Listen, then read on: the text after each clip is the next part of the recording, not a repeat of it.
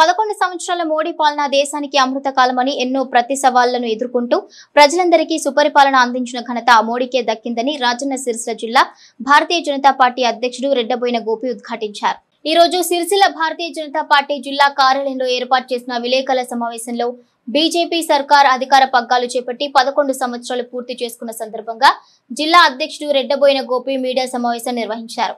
ఈ సందర్భంగా ఆయన మాట్లాడుతూ భారతదేశం ప్రతి సవాళ్లను ఎదుర్కొంటూ స్వదేశీ యుద్ధ పరికరాలతో కాశ్మీర్ లాంటి టెర్రరిస్ట్ దేశాన్ని ఎదుర్కొందని అన్నారు।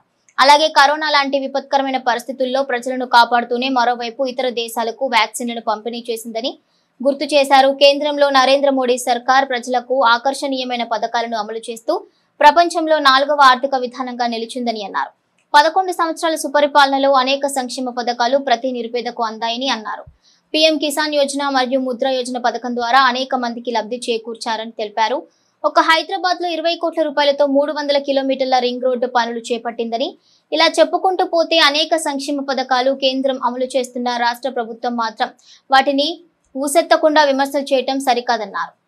బీజేపీ ప్రతి కార్యకర్త కేంద్ర ప్రభుత్వం అమలు చేస్తున్న ప్రతి పథకాన్ని ప్రజలకు వివరించాల్సిన బాధ్యత ఉందని అన్నారు। ఈ సమావేశంలో బీజేపీ రాష్ట్ర కార్యవర్గ సభ్యులు మట్టా వెంకటేశ్వర రెడ్డి, బీజేపీ దళిత మోర్చా రాష్ట్ర ప్రధాన కార్యదర్శి కుమారి శంకర్, ఓబీసీ మోర్చా రాష్ట్ర అధికార ప్రతినిధి దేవేందర్ యాదవ్, రాష్ట్ర council Mana Ram Prasad, Karimnagar parliament co convener Adapu Ravinder, Sircilla నియోజకవర్గం అసెంబ్లీ కన్వీనర్ కరెట్ల మల్లారెడ్డి, జిల్లా ఉపాధ్యక్షుడు గూడూరి భాస్కర్, జిల్లా అధికార ప్రతినిధి నవీన్ యాదవ్, జిల్లా కార్యదర్శి గజబింకర్ చందు మరియు లక్ష్మారెడ్డి, జిల్లా కౌన్సిల్ మెంబర్ చందుపట్ల లక్ష్మారెడ్డి, నాగుల శ్రీనివాస్, సిరిసిల్ల పట్టణ అధ్యక్షుడు దుమాల శ్రీకాంత్, మహిళా జిల్లా అధ్యక్షురాలు పల్లం అన్నపూర్ణ, ఎల్లారెడ్డిపేట మండల అధ్యక్షులు రేపాక రామచంద్రం, కోనరావుపేట మండల అధ్యక్షులు మిరాల్కర్ బాలాజీ, వేములవాడ రూరల్ మండలం అధ్యక్షులు పరమేష్, వీర్నపల్లి మండల అధ్యక్షులు లఖపతి నాయక్, గంభీరావుపేట మండల అధ్యక్షులు కోడి రమేష్, వేములవాడ అర్బన్ మండల అధ్యక్షులు బుర్ర శేఖర్ గౌడ్, వేములవాడ టౌన్ అధ్యక్షులు రాపల్లి శ్రీనివాస్, బీజేపీ సీనియర్ నాయకులు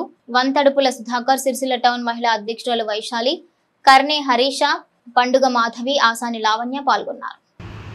మరి 11 సంవత్సరాల మోదీ గారి పాలనలో సుపరిపాలన మరియు పేదల సంక్షేమ మార్గంలో అద్భుత నాయకత్వంలో భారత ప్రతి సవాళ్లను ధైర్యంగా ఎదుర్కొంది।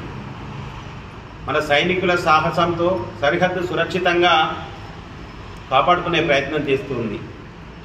ఈరోజు ఏదైతే పహల్గామ్ సమస్యనైనా కానీ మరి పహల్గామ్ సమస్యలో మన స్వదేశీ సాంకేతికరణ తయారైన మిసైళ్లతో ద్వారా మరి మేక్ ఇన్ ఇండియాలో భాగంగా తయారైన యుద్ధ పరికరాలతోటి ఏ రకంగానైతే విజయం సాధించడం అన్నది మనమందరం చూసినాం। అదే రకంగా ఏదైతే 11 సంవత్సరాల్లో మనకు సంబంధించిన విపత్తుల్లో ఏదైతే కరోనా విపత్తు ఉందో ఆ కరోనా విపత్తులో భాగంగా వారికి ఏదైతే కరోనా బాధితులకు వైద్య సదుపాయంలో కానీ కరోనా టీకాలు వేయడంలో కానీ ప్రపంచంలో వివిధ దేశాలకు కరోనా వ్యాక్సిన్లు పంపించిన ఘనత కూడా నరేంద్ర మోదీ గారికి దక్కుతుంది। ఈరోజు ఈ 11 సంవత్సరాల కాలాన్ని అమృత కాలంగా భారతీయ జనతా పార్టీ భావిస్తుంది। దీన్ని ప్రజలందరూ గుర్తెరగాల్సిన అవసరం ఉన్నది। అదేవిధంగా ఏదైతే కేంద్ర ప్రభుత్వం తెలంగాణ ప్రాంతంలో కానీ యావత్ భారతదేశంలో కానీ ఏదైతే ఈ పరిపాలన యొక్క ఆకర్షిత పథకాలను ఏవైతే ప్రజలకు తీసుకుపోయిందో వాటన్నింటినీ మనం ఒకసారి మననం చేసుకోవాల్సిన అవసరం ఉన్నది। సబ్కే సాత్ సబ్కా వికాస్, సబ్కా ప్రయత్న సబ్కా విశ్వాస్ అనే మంత్రంతో ఈరోజు కేంద్ర ప్రభుత్వం ముందుకు పోతూ ఉన్నది। ఈ రకంగా భారతదేశాన్ని 4వ ఆర్థిక విధానంలో నెలకొల్పిన ప్రభుత్వంగా ఈ కేంద్ర ప్రభుత్వాన్ని ప్రధానమంత్రిగా నరేంద్ర మోదీ గారిని యావత్ ప్రపంచం భారతదేశం 4వ ఆర్థిక రంగంలో ఉన్నందుకు సంతోషిస్తున్నది।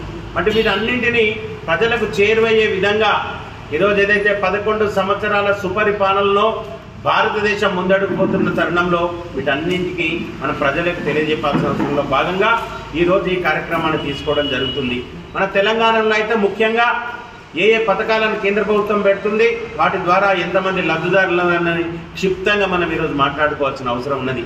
ఈరోజు పీఎం కిసాన్ సమ్మాన్ నిధి పథకం కింద 31,30,000 అర్హులైన వారికి 31 కోట్ల రూపాయలను సీఎం సహాయ నిధి నుండి పీఎం కిసాన్ సమ్మాన్ నిధి ద్వారా లబ్ధి పొందుతున్నారు। ఈరోజు పిఎం ముద్రా యోజన 2016 నుండి 2024 కాలంలో 75,96,522 లోన్ ఖాతాలు మంజూరైతే 72,06,090 కోట్ల రూపాయల రుణాలను మంజూరైనాయి. ఇలా 70,54,670 కోట్లు విడుదలైంది. మరి ఈరోజు పిఎం జన్ధన్ యోజన కింద మొత్తం 1,20,000 ఖాతాలను 1,27,00,000 ఖాతాలను మంజూరు చేయడమైనది. పిఎం ఆవాస్ యోజన కింద పట్టణ ప్రాంతంలో ఉన్న వారికి 3.6 లక్షల ఇళ్లు మంజూరు లబ్ధి కాగా 2.4 లక్షల ఇళ్ల నిర్మాణం ప్రారంభమైంది. 2.2 లక్షల ఇళ్లు నిర్మాణం పూర్తయింది కూడా. దీనికి గాను 6,150 కోట్ల ఆర్థిక సహాయం మంజూరైంది. అదే రకంగా పిఎం గ్రామ్ సడక్ యోజన కింద 2024 వరకు 14,301 కిలోమీటర్లు మంజూరై 12,800 కిలోమీటర్లు పూర్తయినాయి. ఇదే రకంగా చూసుకున్నట్టయితే స్వతంత్రం వచ్చినట్టు నుండి ఇప్పటి వరకు ఏదైతే దేశంలో అభివృద్ధి కారకాలుగా చెప్పుకుంటున్న పార్టీలు ఉన్నాయో, మరి ఈ 11 సంవత్సరాల్లో మరి తెలంగాణలో పసుపు బోర్డు ప్రప్రథమంగా కేటాయించబడింది నరేంద్ర మోడీ సర్కార్ ద్వారా. అదే రకంగా ములుగు జిల్లాలో సమ్మక్క సారక్క గిరిజన విశ్వవిద్యాలయాన్ని ఏర్పాటు చేసుకోవడం జరిగింది. తెలంగాణలో రైల్వే రంగానికి ఇదివరకు లేని విధంగా ఈ 11 సంవత్సరాలలో రైల్వే సామర్థ్యాన్ని పెంచి సుమారుగా 80,000 కోట్ల రూపాయలను కేటాయించింది. మరి ఇప్పటికే 42,000 కోట్ల రూపాయలను ఖర్చు చేస్తున్నది. అదే రకంగా అమృత భారత్ స్టేషన్ పథకం కింద బేగంపేట మరియు వరంగల్, కరీంనగర్ స్టేషన్లలో ఇప్పటికే ప్రధానమంత్రి గారు ఆ స్టేషన్ల ఆధునీకరణ వాటిని వర్చువల్గా ప్రారంభించడం చేయడం జరిగింది. అదే రకంగా ఇవాళ జాతీయ రహదారులను చూసినట్టయితే స్వాతంత్రం వచ్చినట్టు నుండి 2,500 కిలోమీటర్లు మాత్రమే